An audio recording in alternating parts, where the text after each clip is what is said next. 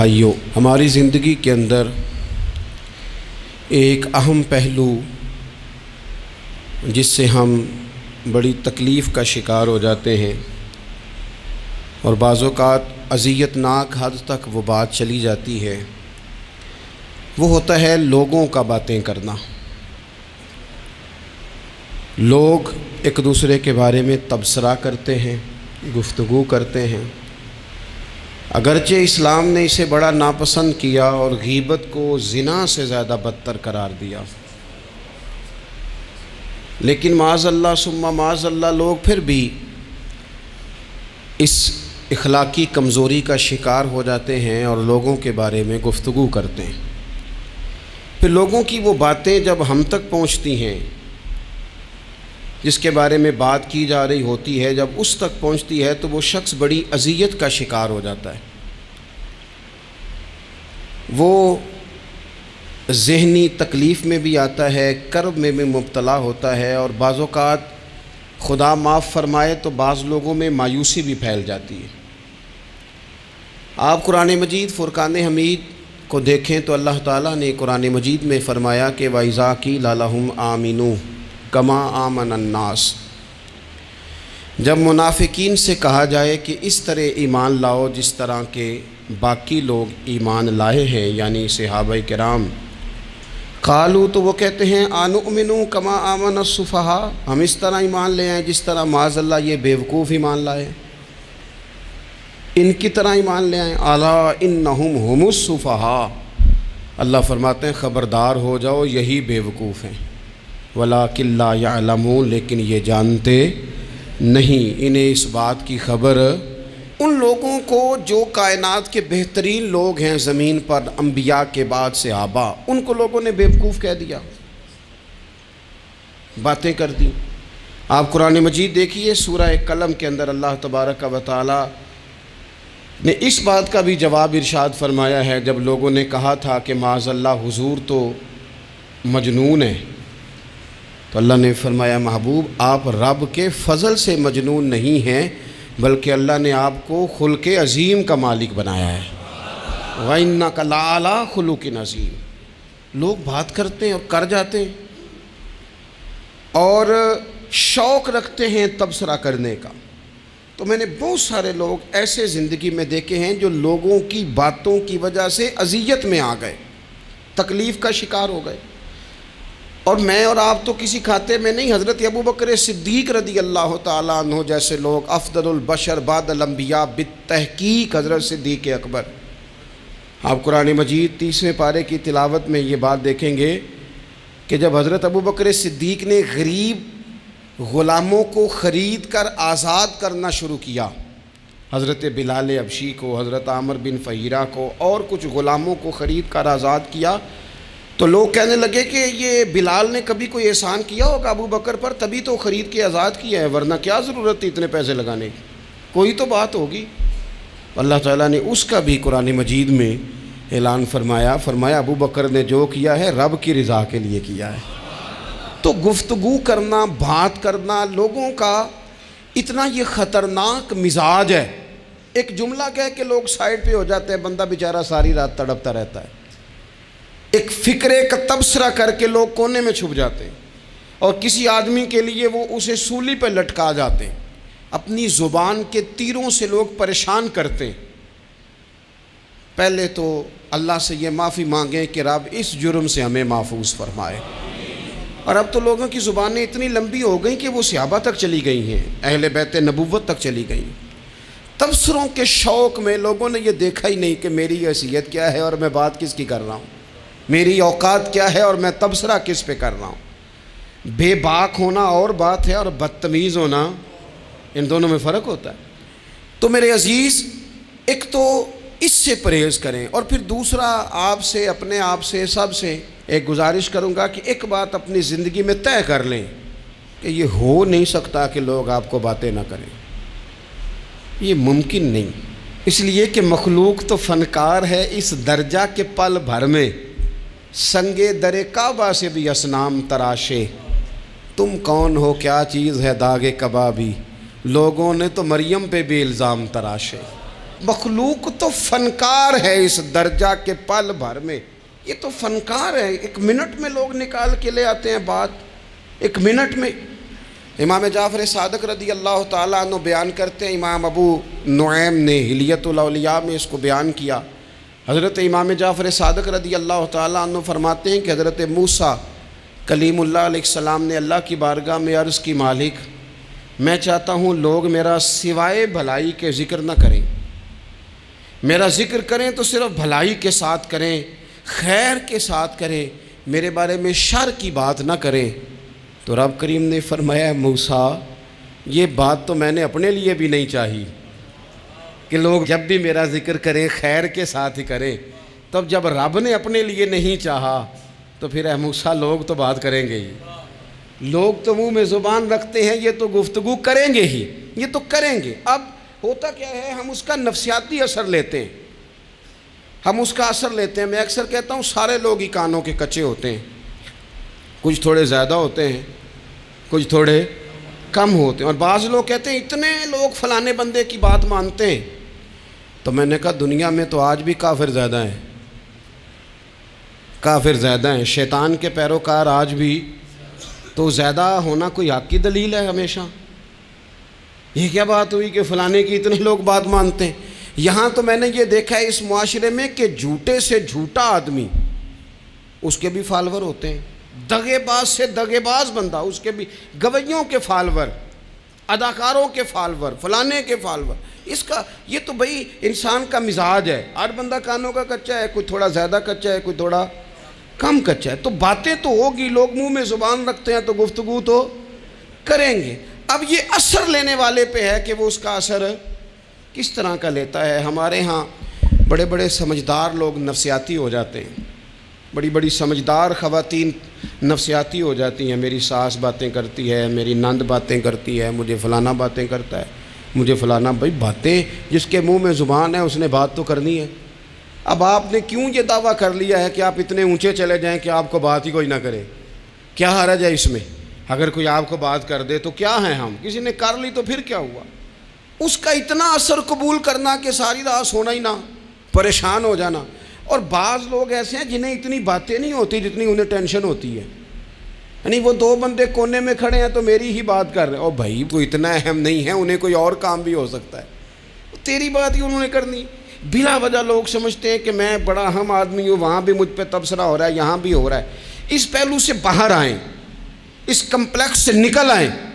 ابن حزم کہتے ہیں کہ مصر میں ایک تاجر بڑا کامیاب ہو گیا تھا، بڑا کامیاب تاجر ہو گیا، تو زندگی میں جتنے لوگ بھی کامیاب ہوتے ہیں ان سے حسد ہوتا ہے، اس سے بھی اس کے ارد گرد کے لوگوں نے حسد شروع کیا۔ اب تاجروں نے پلاننگ کی کہ اسے خراب کیسے کرنا ہے۔ وہ ایک دن اپنے گھر سے نکلا، سفید کرتا سفید پگڑی باندھ کے باہر۔ اب 5-6 لوگوں نے پہلے سے منصوبہ بندی کی ہوئی تھی۔ ایک صاحب اسے ملے، کہنے لگے ماشاءاللہ آج تو سفید کرتے پر سبز امامہ، سبز پگڑی بڑی ہی اچھی لگ رہی ہے۔ تو وہ ہنس کے کہنے لگا، لگتا ہے آپ سو کے اٹھ کے آئے ہیں، پگڑی تو میری سفید ہے۔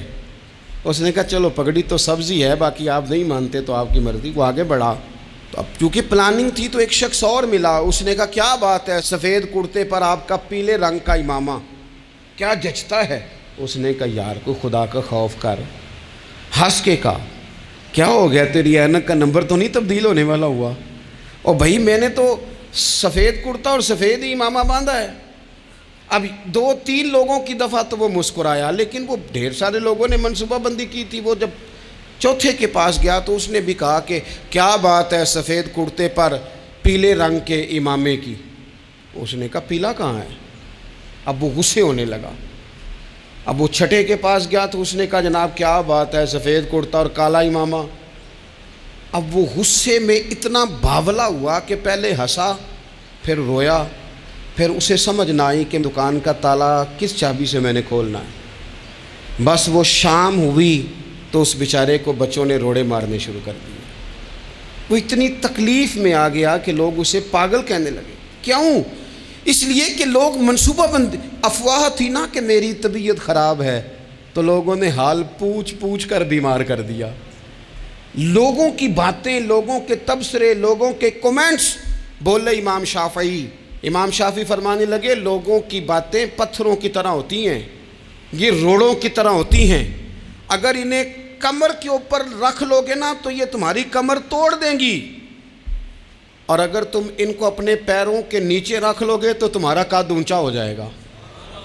بس دنیا میں وہ لوگ پریشان ہوتے ہیں جو لوگوں کی باتوں کو کندھوں پر سوار کر لیتے، جو پیروں کے نیچے رکھے، جو پاؤں کے نیچے رکھے ان کا قد۔ وہ پرانے زمانے میں نا عارف رومی رحمۃ اللہ علیہ فرماتے ہیں کہ ایک بیل گائے گر گئی تھی کنویں کے اندر، تو اب وہ لوگ اس کو نکال تو نہیں سکتے تھے، تو انہوں نے اس طرح کیا کہ مٹی ڈالنی شروع کر دی کہ اب بدبو آئے گی، پریشانی ہوگی، تو اس کو بند کر دیتے ہیں، اندر ہی کنویں کو کنواں نئی جگہ پہ کھود لیتے ہیں۔ انہوں نے جب اس کے اندر مٹی ڈالی نا تو وہ گائیں جو تھی وہ مٹی جھاڑ کے تو مٹی کے اوپر آ گئی، انہوں نے پھر مٹی ڈالی تو وہ تھوڑی اور اوپر آ گئی، اور مٹی ڈالی تو اور وہ مٹی ڈالتے گئے اور گائیں وہاں سے کنویں سے باہر آ گئی۔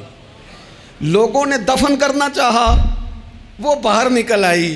او میرے بھائی، لوگ بھی اپنی باتوں میں دفن کرنا چاہتے ہیں، لیکن یاد رکھنا جو چمکنے والے تھے وہ چمکتے ہی رہے، جن کو اللہ نے عزت دی تھی ان کی گھٹائی کوئی نہیں سکا۔ اتنی اتنی لمبی زبانیں کھول کے لوگوں نے صحابہ کے بارے میں باتیں کی، باتیں ہو رہی ہیں، لوگ جن کو دبانا چاہتے تھے۔ آج نہیں صوفیاء کی مخالفت شروع ہوئی، ان کے زمانے میں بھی ہوئی، ان کے دور میں ان کے خلاف کتابیں لکھی گئیں، لکھنے والے خدا جانے کہاں ہیں، اور داتا صاحب ہو رہی ہے، خواجہ صاحب ہو رہی ہے۔ حضور غوث اعظم کے ان کے زمانے میں بھی ایسا نہیں ہوا کہ بڑی خوشی سے لوگوں نے آگے بڑھ کے پھول ڈالے ہوں، ان کے دور میں باقاعدہ جتھے تیار ہوئے، جتھے، اور پورا کام کیا گیا۔ اور ویسے بھی اگر کوئی شخص آپ کا مخالف ہی نہیں ہے تو پھر آپ کو چمکنے کا مزہ کیسے آئے گا؟ کوئی تو مخالف ہو نا، کوئی تو ہو نا جو کوئی بات کرے۔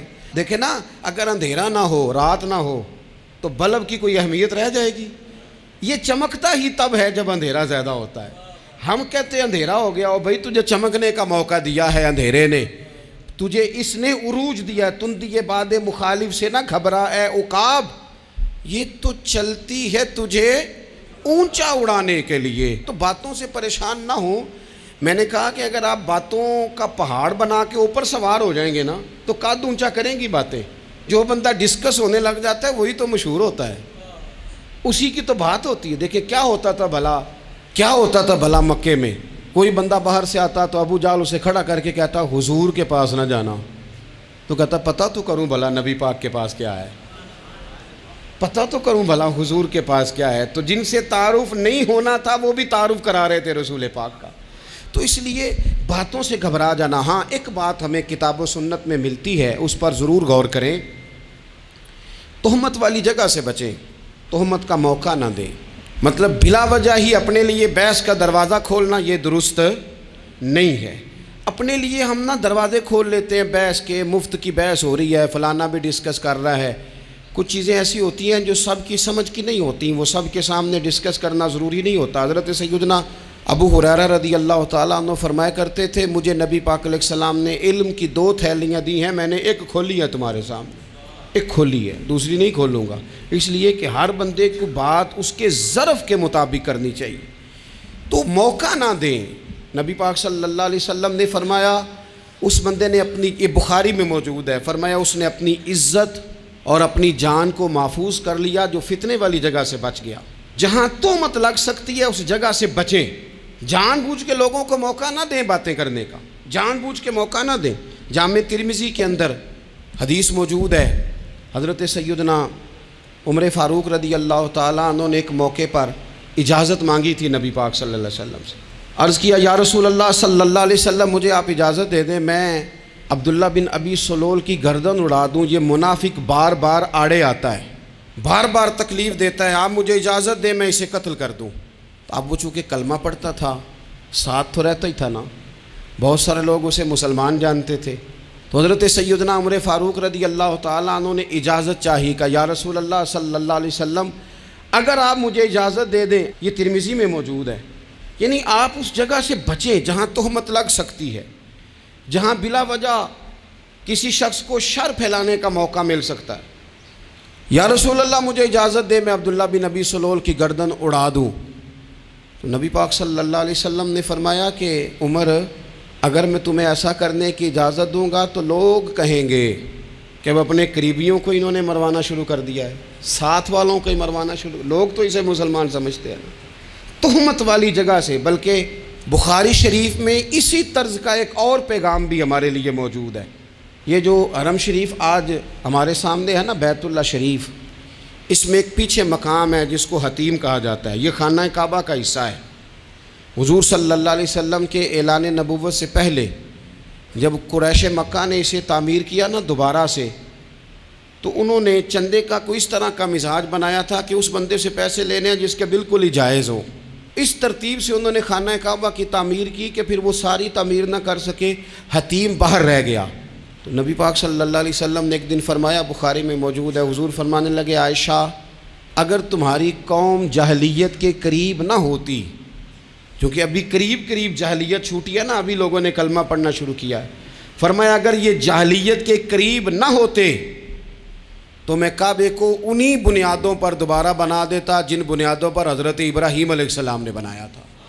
لیکن چونکہ یہ جاہلیت کے قریب ہیں، ان کی سمجھ میں چیز نہیں آئے گی، یہ شک میں پڑ جائیں گے، پریشان ہو جائیں گے، لہذا میں یہ کام نہیں کرتا۔ بہت ساری چیزیں ایسی ہیں کہ جن کی وجہ سے بعض سادہ لوگ ابہام کا شکار ہوتے ہیں، ابہام کا۔ ہمارے علماء نے اس طرح کیا کہ بڑے طے کر کے عقائد کے عنوانات امت تک پہنچائے۔ ہر آدمی ہر شعبے کا اسپیشلسٹ نہیں ہوتا، بہت ساری لوگ باتیں مریض کے سامنے کرنے والی نہیں ہوتی، وہ صرف لواحقین کو بتانے والی ہوتی۔ پھر کچھ لوگ اور آئے جنہوں نے کہا کہ ہم تو ایفیشنسی دکھائیں گے، کچھ خاص ہر بات کھول کر لوگوں کے سامنے رکھیں گے، تو اس کا نقصان پھر یہ ہوتا ہے کہ سادہ لوگ مشکلات کا شکار ہوتے ہیں۔ وہ پھر جب کہتے ہیں ہر چیز ڈسکس کر لینی چاہیے تو پھر باتیں دور نکل جاتی ہیں۔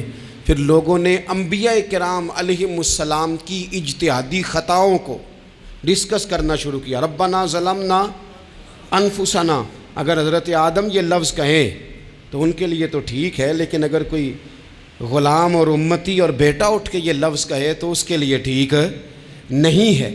تو میرے عزیز ایسے کام نہ کریں جس کی وجہ سے بلا وجہ بحث کا۔ ہمارے یہاں کچھ لوگوں کو شوق ہے خبروں میں رہنے کا، وہ ایسی باتیں چھیڑتے ہیں جن سے نا وہ خبروں میں رہ سکیں۔ میں نے دیکھا ہے وہ کہتے ہیں جی میں نے کوئی انوکھی بات کرنی ہے۔ بھئی انوکھی بات کرنے سے بندہ مشہور تو ہو جاتا ہے۔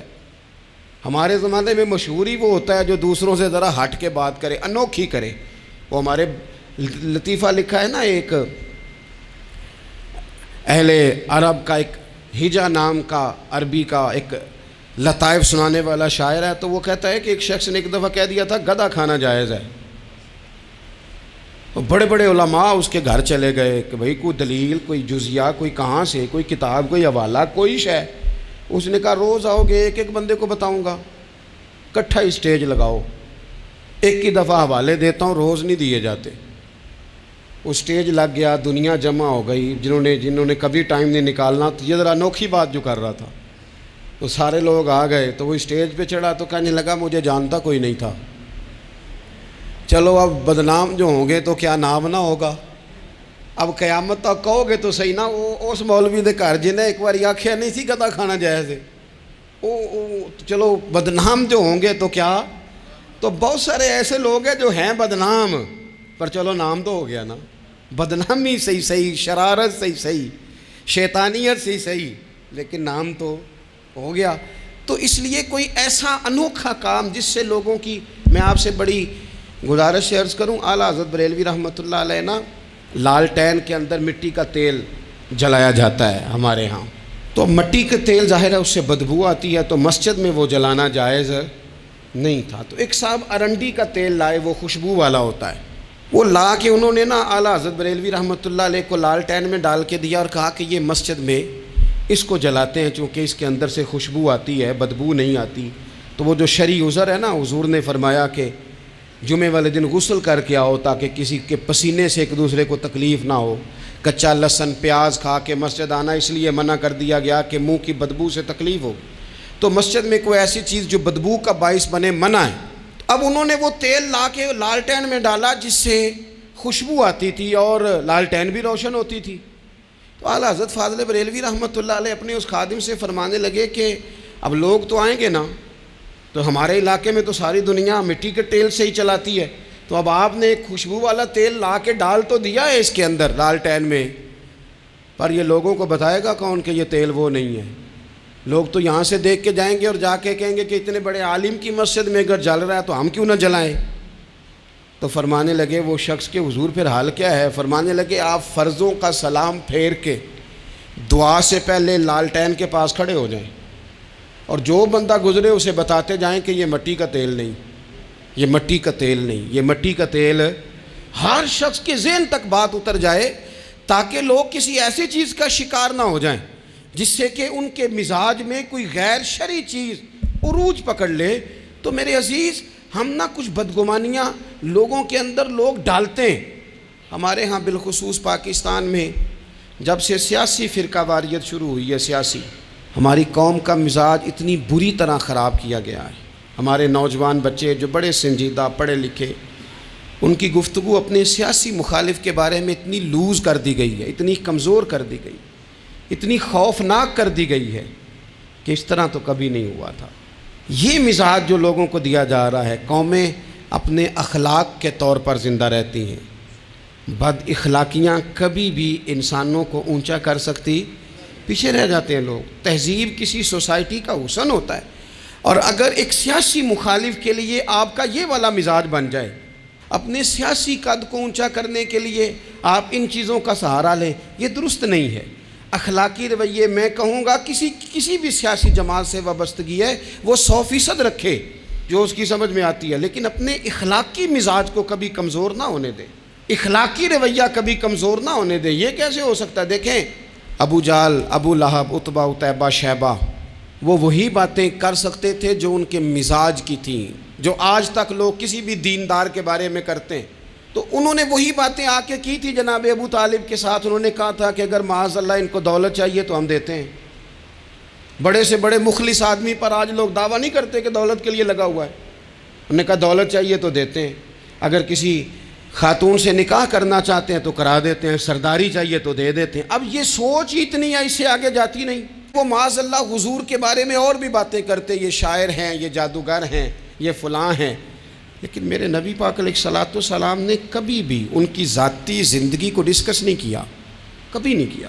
ابو جہل شراب پیتا تھا، لیکن حضور نے کبھی سوسائٹی میں یہ بات لوگوں کے سامنے بیان نہیں کی۔ وہ لوگوں کے پیسے دبا لیتا تھا، کئی جگہوں پہ حضور نے پیسے نکلوا کے دیے، لیکن جگہ جگہ گلی گلی کھڑے ہو کے حضور نے یہ نہیں فرمایا کہ یہ اس طرح کا ہے۔ آپ اپنے مخالفین کے بارے میں ضرور کلیم کریں، ثبوت کے ساتھ ضرور بات کریں، یہ ضروری ہے، لیکن آپ کا رویہ اتنا گھرا ہوا نہیں ہونا چاہیے کہ لوگ سمجھیں کہ یہ قوم تو اخلاق سے ہٹ گئی ہے۔ آپ اختلاف کریں، لیکن اختلاف کے بھی آداب ہوتے ہیں۔ اس ادب کے دائرے کے اندر رہ کے صحابہ کے بیچ بھی رائے کا اختلاف ہو جاتا تھا، ہو جاتا ہے، ہو جایا کرتا ہے۔ حضور اس اختلاف کو قبول کرتے، بھئی ہو جاتا ہے رائے کا اختلاف اپنوں میں، لیکن اس کے اندر انسان توہین پہ اتر آئے، اس کا لہجہ اس طرح کا ہو جائے جس طرح کی بازاری گفتگو کی جاتی ہے، تو محسوس ہوتا ہے کہ یہ تربیت کا فقدان ہے۔ یہ لہجے باوقار لوگوں کے نہیں ہوا کرتے۔ لہجے کو کبھی برا نہ ہونے دیں، انداز کو۔ لوگ آپ کو چھیڑیں گے، اپنی جگہ پہ کھینچ کے لانے کی کوشش کریں گے، بڑا کچھ لوگ کریں گے، لیکن آپ اپنی جگہ سے آپ تبدیل نہیں ہوں گے۔ آپ کہیں گے یار میرا ایک معیار ہے، میری ایک حیثیت ہے، میں اپنی حیثیت چھوڑ سکتا؟ میں اپنی حیثیت نہیں چھوڑ سکتا۔ ہر بندے کو آپ ڈسکس کریں گے، تو تہمت والی جگہ سے ضرور بچیں، بدگمانی سے ضرور بچیں، لیکن ہر شخص کو اس کے معیار کے مطابق اتر کا جواب دینا یہ باوقار لوگوں کا سٹیٹس نہیں ہوتا۔ وہ کہتے ہیں جا بات کر، جا کے تو کون ہوتا ہے تیری بات کرے، اب ہم ہر شخص کے منہ لگیں، یہ کیسے ہو سکتا ہے؟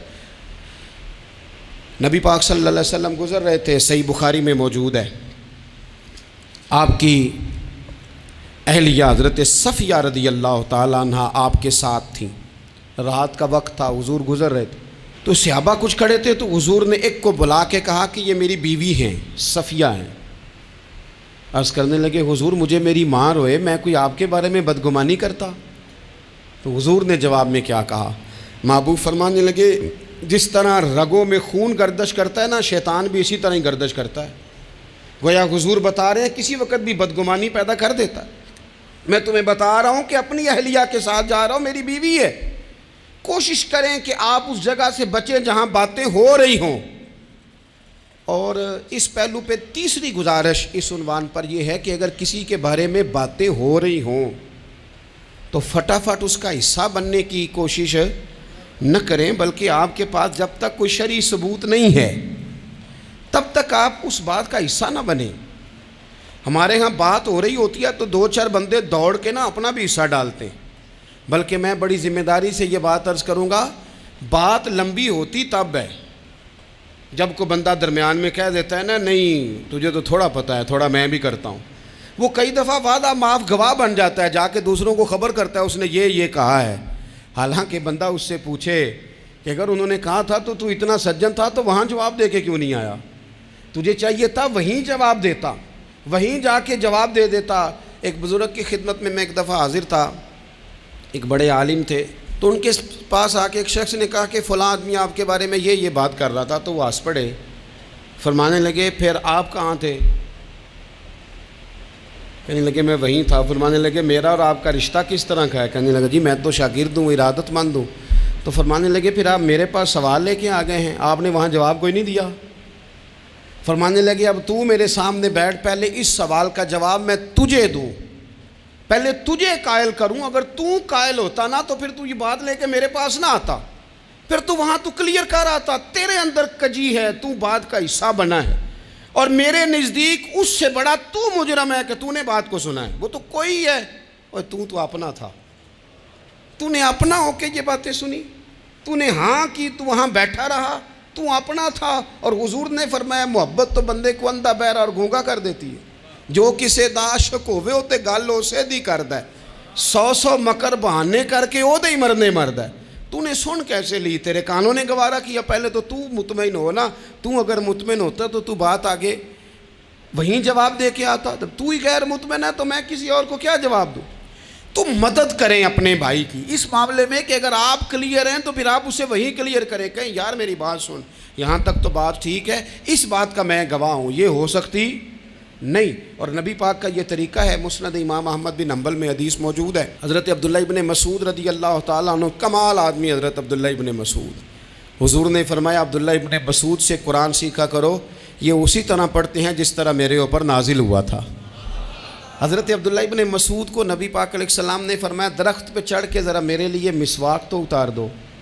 حضرت عبداللہ ابن مسعود کی پنڈلیاں پتلی پتلی تھی، ٹانگیں پتلی تھی، وہ درخت پہ چڑھے، ہوا چلی تو کپڑا تھوڑا ہٹ گیا، تو بعض لوگ ان کی پتلی پنڈلیوں کا مذاق اڑانے لگے، معاذ اللہ، دیکھو کیسی باریک باریک پنڈلیاں ہیں، کیا انداز ہے۔ اب حضور بیٹھے ہیں نا، تو انہوں نے جو بات کی تھی وہ بات بھی درست تھی، پنڈلیاں واقعی پتلی تھیں، اور کوئی بھی اس انداز میں دیکھتا تو شاید مسکراتا۔ جب انہوں نے کہا نا دیکھو پتلی پنڈلیاں، تو حضور نے ہمارے لیے طریقہ کیا چھوڑا، ہمارے لیے سیرت کیا چھوڑی۔ حضور سید عالم فوراً ارشاد فرمانے لگے، نبی پاک فرمانے لگے چپ کرو، تم میرے عبداللہ کی پنڈلیوں کو پتلا پتلا کہہ رہے ہو نا، قیامت کے دن جب میزان لگے گا اور ان پنڈلیوں کا تمہیں وزن پتہ چلے گا، پھر پتہ چلے گا میرے عبداللہ کی شان کیا ہے۔ یہ بڑی وزنی پنڈلیاں ہوں گی، جب ان کا میزان پر وزن تو لگے تو آپ دفاع کریں۔ نبی پاک صلی اللہ علیہ وسلم نے فرمایا اگر کسی جگہ تیرے بھائی کی عزت پر حملہ ہو رہا تھا اور تو بچانے پر قادر تھا اور تو نے اس کی عزت سے اس شر کو روک دیا، کہا نہیں یار ایسی بات نہیں ہے، تم غلط کہہ رہے ہو، فرمایا اگر تم کسی کی عزت کا دفاع کرو گے تو فرمایا جہاں تمہاری عزت خراب کی جا رہی ہوگی رب وہاں تمہاری عزت کا دفاع فرمائے گا، اللہ تمہاری عزت کا محافظ بن جائے گا۔ لیکن ہم کیا کرتے ہیں، ہم لوگ باتیں کر رہے ہوتے ہیں تو ہم ان باتوں میں ایک بات اور شامل کرتے ہیں، ہم ان باتوں میں ایک بات اور شامل کر لیتے ہیں اور انداز اختیار کر لیتے ہیں، اور جو آپ کے حق میں ہے اس نے مخالف نہیں ہونا، اور جو مخالف ہے اس نے کبھی حق میں چھوڑیں۔ آپ کس کو قائل کر رہے ہیں؟ جس کی سمجھ میں آتی ہے وہ قبول کرے، نہیں آتی تو دروازہ کھلا ہے، کہیں اور تشریف لے جائے۔ ہمارا یہ مزاج بن گیا کہ بلا وجہ کی وضاحتیں بھی بندے کو کمزور کرتی ہیں، بلا وجہ ہم کمزور پڑ جاتے ہیں، تھوڑے بے نیاز ہو جائیں، چھوڑیں کچھ بے نیاز بنے، طبیعت کوئی بے نیاز، ہم نہ بے نیاز نہیں ہوتے، ہر بات کو سوچتے ہیں، ہر بات کی وہ جی وہ فلانے نے پتہ کیا کہا ہے، تو بڑی معذرت سے بالخصوص خواتین کا مسئلہ ہوتا ہے، وہ کہتے ہیں پوری دسو، نہیں دسو نے آکھیا کی بھئی آپ نے کیا کرنا ہے، اس کے لیے پھانسی کا حکم لگانا ہے آپ نے، چھوڑ دیں، بات ہو گئی، ختم ہو گئی۔ اپنی زندگی میں تھوڑی سی بے نیازی بھی پیدا کریں، تھوڑی سی بے نیازی، ہر ایک کی بات سننا، ہر ایک کی بات پر غور کرنا، ہر بندے پر تبصرہ شروع کر دینا، وہ تو تکلیف آ جائے گی۔ وہیں سے جہاں سے بات شروع کی تھی پھر وہیں لاتا ہوں کہ باتوں کا اثر لیں لیکن صرف خیر کی باتوں کا اثر لیں، لیکن صرف اچھے لوگوں کی باتوں کا۔ ہر ایک کی بات کا اثر لوگے، لوگ دو قدم نہیں چلنے دیں گے۔ اور دوسرا، میں آپ کو بڑی ذمہ داری سے عرض کرتا ہوں، ہم ویژن والے لوگ ہیں، ہماری 1400 سال کی تاریخ ہے، ہم ویژن والے لوگ ہیں۔ یہ نہیں ہے کہ ادھر ایک بندہ آیا تو تھوڑی سی ہم اس کے پیچھے چلے جائیں گے، پھر کل ایک اور آئے گا تو تھوڑا سا اس کے پیچھے چلے جائیں گے۔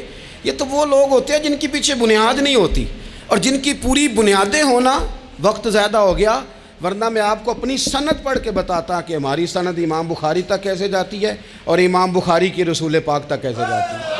یہ تو ایک تسلسل ہے۔ تو اس لیے بڑی جلدی آزمائش کا شکار نہ ہوا کریں۔ باتیں کس لیے ہیں؟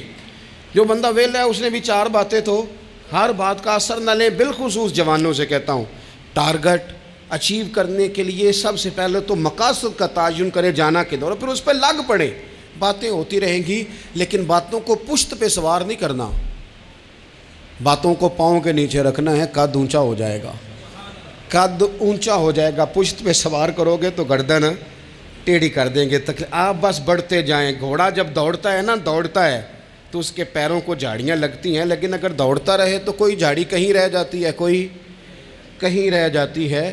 باقی مخلوق کرتی ہے باتیں، وہ کرتی رہے گی۔ آپ آگے بڑھیں، سفر کرتے رہیں۔ سفر، بہت سارے باتیں کرنے والے وہیں رہ جاتے ہیں اور کام کرنے والے کہیں کے کہیں پہنچ جاتے ہیں۔ باتیں کرنے والوں میں سے نہ ہوں، کام کرنے والوں میں سے ہوں۔ اللہ توفیق عطا فرمائے۔